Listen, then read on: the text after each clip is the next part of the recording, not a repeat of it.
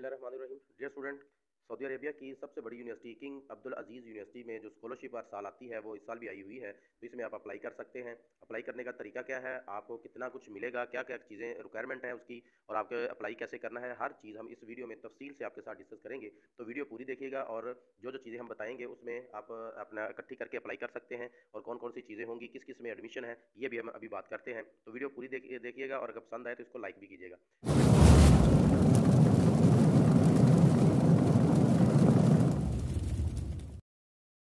ये स्टूडेंट, आपको पता है कि सऊदी अरेबिया की ये जो यूनिवर्सिटी है बहुत बड़ी यूनिवर्सिटी है। इसमें हर साल स्कॉलरशिप आती है। सऊदी अरेबिया की बहुत सारी यूनिवर्सिटियों में आती हैं, लेकिन इस साल जो 2024 और 25 की जो स्कॉलरशिप है उसका अनाउंस कर दिया गया है। और इसमें कौन कौन से प्रोग्राम है, पहले तो बैचलर डिग्री है, फिर मास्टर डिग्री है, और उसमें फिर पीएचडी डिग्री के लिए आप अप्लाई कर सकते हैं। इसमें प्रोग्राम कौन कौन से हैं बैचलर में, मास्टर में या पीएचडी में, ये अभी हम बात करेंगे। उससे पहले आप देखें कि इसके लिए आपको जो यूनिवर्सिटी है, क्या इसकी रैंकिंग वगैरह है, वो आप देख भी सकते हैं। आप इंटरनेट पर भी सर्च कर सकते हैं ये कब बनी है और क्या इसका क्राइटेरिया है। ये सारा कुछ आप इसमें जाएंगे इंटरनेट पे तो आपको हर चीज़ मिल जाएगी। इसमें सबसे पहले तो आप, जैसा कि हमने अभी बताया, तीनों जगह पे आप अप्लाई कर सकते हैं, जैसे बैचलर है, मास्टर डिग्री है और पीएचडी है। और इसकी आखिरी तारीख आपको नज़र आ रही होगी 28 दिसंबर 2023 है। लेकिन ये सारा साल ओपन रहती है। इस तारीख तक आप अप्लाई कर सकते हैं। वैसे ये सारा साल ओपन होती है। जब भी आपका रिजल्ट आया हो, आ चुका है किसी का, तो अप्लाई कर सकते हैं। वरना किसी का मार्च अप्रैल में रिजल्ट आता है तो वो भी अप्लाई कर सकते हैं। उसके बाद भी आता है, जैसा कि पाकिस्तान में मुख्तलिफ यूनिवर्सिटियों का जो रिजल्ट है वो मुख्तलिफ डेट को आता है। तो इसलिए आप सारा साल में भी अप्लाई कर सकते हैं अगर किसी ने अगले साल भी अप्लाई करना है तो। अब हम बात करते हैं कि इसके बेनिफिट क्या है। तो उसके बाद हम इसके दूसरी डिटेल भी देखेंगे। ये तो स्कॉलरशिप है 24-25 की, इसमें क्या क्या मिलेगा आपको। सबसे पहले को आपको मंथली जो है वो सऊदी रियाल जो है वो 900 दिए जाएंगे। फिर आप अगर रिसर्च कर रहे हैं, कहीं असिस्टेंट है, तो उसके भी आपको पैसे मिलेंगे जो कि 1000 सऊदी रियाल होगा। और उसके बाद अगर आपने थीसिस लिखना है तो थीसिस के अलग पैसे होंगे। और अगर आपने प्रिपरेशन अलाउंस जो होता है वो, आप ज़ाहिर है कि वहाँ जाएंगे तो आप डिग्री करेंगे तो उसके लिए प्रिपरेशन अलाउंस भी आपको दिया जाएगा जो कि 1800 सऊदी रियाल होगा। और हेल्थ एंड केयर की सारी फैसिलिटी होती हैं, बहुत ज़बरदस्त किस्म की होती हैं, वो आपको सारी की सारी फ्री होती हैं। अकोमोडेशन आपकी फ्री होती है।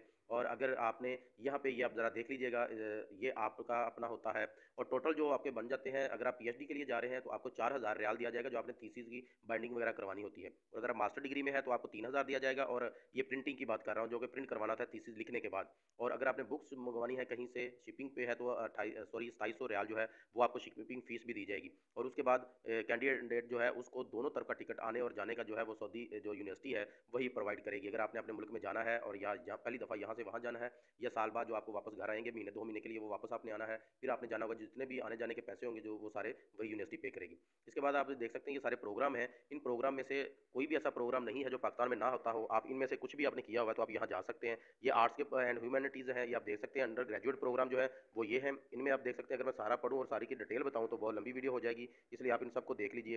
वो अंडर ग्रेजुएट थे। और ये मास्टर डिग्री प्रोग्राम है। इस मास्टर डिग्री प्रोग्राम में बहुत सारे, फिर इनकी फील्ड जो इकोनॉमिक्स एंड एडमिनिस्ट्रेशन है, साइंस की फील्ड है या इंजीनियरिंग की फील्ड है।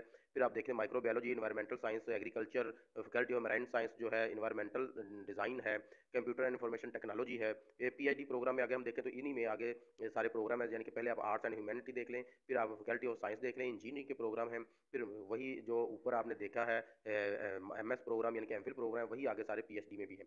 अब इसका क्राइटेरिया अगर हम बात करेंगे, क्राइटेरिया क्या है, क्राइटेरिया जरा गौर से सुन लीजिएगा। अगर आप इससे एलिजिबल ना हो तो अप्लाई ना कीजिएगा, अगर आप एलिजिबल है तो जरूर अप्लाई करें। सबसे पहले बात यह है कि आपने अगर अप्लाई करना है पीएचडी में तो आपकी एज जो है 35 साल से ज़्यादा ना हो। और अगर मास्टर डिग्री है तो 30 साल से ज़्यादा ना हो, और 25 साल से ज़्यादा ना हो अगर आपने बैचलर में अप्लाई करना है तो। ये ज़रूरी है। ये तीन चीज़ें जो है वो गौर से देख लें, ये होना ज़रूरी है। अगर आपकी इससे एज ज़्यादा होगी तो आपको उसी वक्त रिजेक्ट हो जाएंगे। उसके बाद एप्लीकेंट जो है, जिसने भी दरख्वास्त देनी है, उसकी जो है इंग्लिश वगैरह, या उसकी जो यूनिवर्सिटी है जहाँ से वो पढ़ा है वो इंग्लिश की डिग्री है या इंग्लिश में किसी में भी है, उसमें उसकी जो लिखा होता है, आपने देखा होगा कि गुड, वेरी गुड, गुडेस्ट वगैरह इसमें जो होते हैं, तो उसमें आपकी, यहाँ कहने का मतलब है कि आपके नंबर उसमें अच्छे होने चाहिए।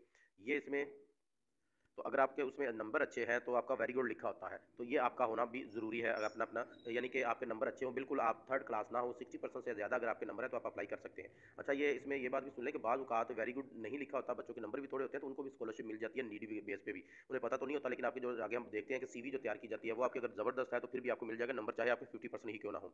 फिर मास्टर डिग्री, आपने मास्टर और पीएचडी के लिए जाना है तो इसमें आप ये वाली लाइन मैं कर रहा हूँ, इसको पढ़ लीजिएगा। आपने उसके लिए इंग्लिश अगर आपकी, यानी कि पाकिस्तानियों में ज़ाहिर है कि इंग्लिश उनकी मादरी ज़बान नहीं है, नहीं मादरी ज़बान, तो फिर उनके इस जो टेफ़ल वगैरह इनमें इतने स्कोर होने चाहिए, तो फिर वो अप्लाई कर सकते हैं। और उसके बाद आपका जो मेडिकली आप फिट होना ज़रूरी है। अब अगर अगर आपको कोई बड़ी बीमारी है तो फिर भी आप रिजेक्ट हो जाएँगे और वहाँ जाके आपका ये मेडिकल भी करवा सकते हैं। और किसी यूनिवर्सिटी से आपको डिसमिस ना किया गया हो, जिस यूनिवर्सिटी में भी आप गए हैं वहीं से पढ़ा हो, यूनिवर्सिटी चाहे जितनी मर्ज़ी चेंज की हो, लेकिन यूनिवर्सिटी की तरफ से आपको किसी में जो है वो डिसमिस ना किया गया हो। इसी तरह आप एडमिशन के जितने भी प्रोसीजर अभी तक हमने देखे हैं उसके लिए आप फिट बैठते हैं तो आप इसमें अप्लाई कर सकते हैं, फिर आपको रिजेक्शन नहीं होगी। डॉक्यूमेंट रिक्वायर जो होंगे वो गौर से देख लीजिए, बहुत सारे बच्चे इसमें सारा बड़े बेचैनी से इंतजार कर रहे होते हैं लेकिन उनके पास डॉक्यूमेंट नहीं होते।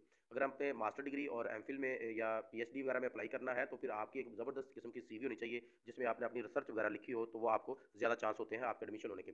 और अलबत्ता बैचलर के लिए ये ज़रूरी नहीं होता, लेकिन फिर भी आपकी जो सीवी है उसमें जो आपने किया हुआ है सारा कुछ एक सीवी बना के साथ अटैच करना ज़रूरी है। उसके बाद फिर आपने अगर प्रोग्राम कोई भी करने हैं आप इंग्लिश में कर सकते हैं, लेकिन अगर इस्लामिक स्टडी है आपकी या अरबी का कोई आप सब्जेक्ट है जो लैंग्वेज उसमें आएगी, तो वो इस्लामिक स्टडी अरबी में या जो उनकी लैंग्वेज जो चल रही है उसी में ही आप अप्लाई पेपर देंगे, वो आपकी चेंज नहीं हो सकती। ग्रेजुएशन सर्टिफिकेट जो है आपने सऊदी अरेबिया यूनिवर्सिटी से, एम्बेसी से वो आपने लेना होता है। और इसी तरह दूसरा भी आपने ट्रांसक्रिप्ट भी वहाँ पे वेरिफिकेशन करवानी होती है। और जहाँ आप पढ़े हैं, जिस यूनिवर्सिटी से या जिस अदारे से आप पढ़े हैं, उस अदारे के 2 प्रोफेसर आपको रिकमेंड करेंगे, उनका 1-2 का आप लेटर लेंगे, वो भी आपको देंगे। अगर आपने एफएससी कहीं से किया, ग्रेजुएशन के लिए जा रहे हैं, तो एफएससी जहाँ से आपने किया उस अदारे के जो 2 प्रोफेसर हैं उनसे आप लेंगे जिनसे आपने पढ़ा होगा। और अगर आप यूनिवर्सिटी से पढ़े हैं, एमफिल के लिए जा रहे हैं या पीएचडी के लिए जा रहे हैं, तो फिर आप अपनी मुतल्लिका यूनिवर्सिटी से 2 प्रोफेसर से लेंगे। और आपका जो पासपोर्ट है उसे एक्सपायर होने में कम से कम साल हो। अगर उसके लिए थोड़ा होगा तो फिर भी आप अप्लाई नहीं कर सकते, उसके लिए पहले आप अप्लाई कर लें अपने इसको डेट अगर एक्सपायर हो रहा है पासपोर्ट तो उसके लिए।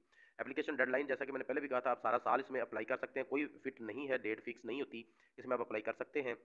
लेकिन अब जो इसकी डेट है जो कि इस साल की अगले साल की आई है, ये 28 दिसंबर तक आप अप्लाई कर सकते हैं। उसके बाद जो होगा वो 2025 और 2026 के लिए अप्लाई होना शुरू हो जाएगा। इस साल जो आई है 2024 और 25 की है, उसके लिए 28 तारीख आखिरी होगी। इसी तरह अगर आपने अप्लाई करना है इसमें, तो फिर आपके पास ये लिंक है, इस अप्लाई लिंक, ये सारा कुछ हमने देख लिया। इस अप्लाई लिंक को आप क्लिक करेंगे, एक नया पोर्टल शुरू होगा। अगर आपने पहले ही बनाया हुआ है, इस पर आपने पहले ही अप्लाई किया हुआ है, तो फिर तो आप इसी में जाएंगे। लेकिन अगर आपने अप्लाई नहीं किया हुआ तो फिर लॉगिन करेंगे। अगर आपने पहली दफ़ा अप्लाई करना है तो क्रिएट लिंक पर क्लिक करें, तो फिर आपके पास ये सारी चीज़ें आ जाएंगी खुल के। इसको आप जब फिल करके रजिस्टर करेंगे तो आपका आगे आ जाएगा, आप रजिस्टर होना शुरू हो जाएंगे और फिर आप लॉगिन होकर जो जो चीज़ें वो मांगेगा, ये सारी चीज़ें जो अभी हमने डिस्कस की हैं, इसको आप उसमें लिख देंगे और अप्लाई हो जाएगा आपका। अप्लाई होने के बाद इसी वेबसाइट पर आके आप अपनी सारी चीज़ें देख भी सकते हैं, आपकी एप्लीकेशन कहाँ कहाँ प्रोसेस हो रही है, क्या क्या काम हो रहा है, वो आपको यहीं पर पता चल जाएगा। तो डियर स्टूडेंट्स, उम्मीद करता हूँ आपको सारी समझ आ गई होगी। अगर कोई बात अधूरी रह गई हो तो आप कमेंट करके हमसे पूछ सकते हैं। चैनल को लाइक ज़रूर कीजिएगा ताकि ऐसी ही स्कॉलरशिप और एजुकेशन से रिलेटेड दूसरी वीडियोज़ आपको बर वक्त मिलती रहे।